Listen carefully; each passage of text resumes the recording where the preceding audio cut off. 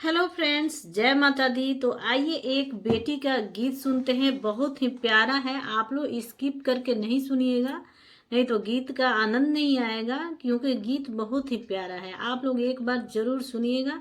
अगर आप लोग पेज पर नए हैं तो चैनल को सब्सक्राइब कर लीजिएगा और कमेंट में जरूर बताइएगा कि आप लोग मेरी वीडियो कहाँ से देख रहे हैं। तो आइए सुनते हैं, कैसा लगेगा आप लोग जरूर बताइएगा। अरे पापा के आंगनवाए बेटी बीतल बचा हो पनावा।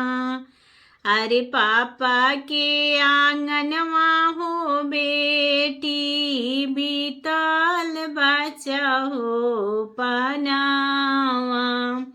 अरे खात पियत ए बेटी हो गई लो से यानावा।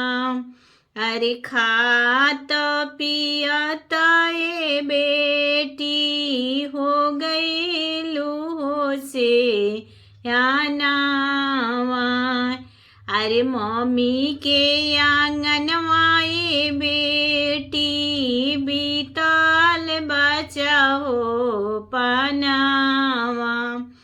अरे मम्मी के आंगनवा हो बेटी बीतल बचा हो पनावा। अरे खात पियत ए बेटी हो गई लू से यानावा। अरे खात पियत हो बेटी हो गई लू से यानावा। अरे परते से नूरवा हो बेटी हो जईबू हो सा पनावा। अरे आवते बरतियाए बेटी चली जईबू हो ससुरावा। अरे आवते दुल्हवाए बेटी चली जईबू ससुरावा।